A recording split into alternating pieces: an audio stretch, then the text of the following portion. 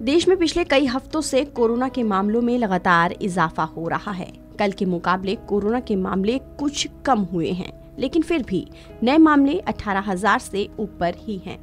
स्वास्थ्य मंत्रालय की रिपोर्ट के जारी आंकड़ों के मुताबिक पिछले 24 घंटों में 18,815 नए कोविड-19 मामले दर्ज किए गए हैं। वहीं इस दौरान देश में कोरोना से 38 लोगों की मौत हो गई है।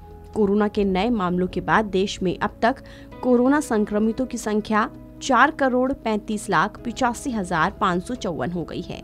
इसी तरह 38 और मौतों के साथ कुल मृतक संख्या बढ़कर 5,25,343 हो गई है।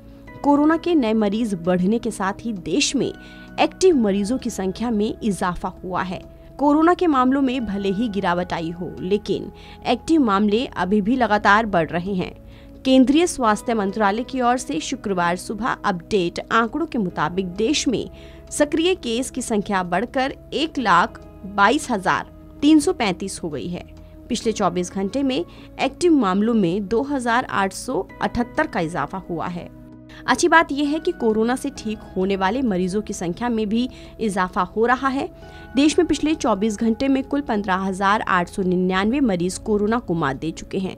कुल रिकवरी की बात करें तो देश में अब तक 4,29,37,876 लोग कोरोना से ठीक हो चुके हैं। फिलहाल देश में कुल रिकवरी दर लगभग 98.51% है। बता दें कि देश भर से कोरोना के मामले सामने आने के चलते दैनिक पॉजिटिविटी दर 4.96% पर आ गई है। वहीं साप्ताहिक पॉजिटिविटी दर 4.09% हो गई है, जबकि मृतक दर 1.21% है।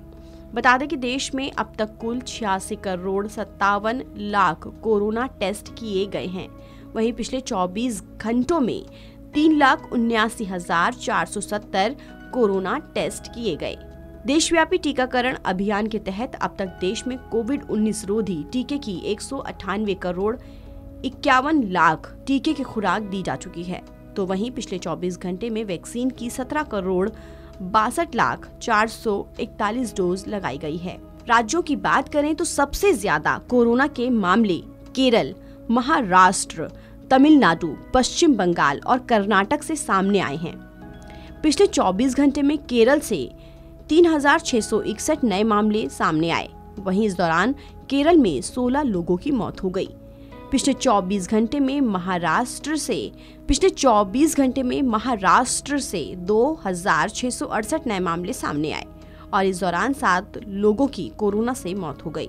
तमिलनाडु में कोरोना के 2,743 नए मामले दर्ज किए गए, तो पश्चिम बंगाल में 2,352 और कर्नाटक में 1,127 नए केस दर्ज किए गए। बता दें कि कोरोना वायरस के एक नए सब वेरिएंट ने एक बार फिर चिंता बढ़ा दी है। वैज्ञानिकों का कहना है कि कोरोना वायरस का ये नया सब वेरिएंट जांच के मौजूदा तरीकों को चकमा दे सकता है। इस समय RT-PCR और रैपिड एंटीजन किट के साथ टेस्ट किया जा रहा है। फिलहाल इस खबर में इतना ही। देश और दुनिया की तमाम खबरों के लिए आप बने रहिए वन इंडिया हिंदी के साथ।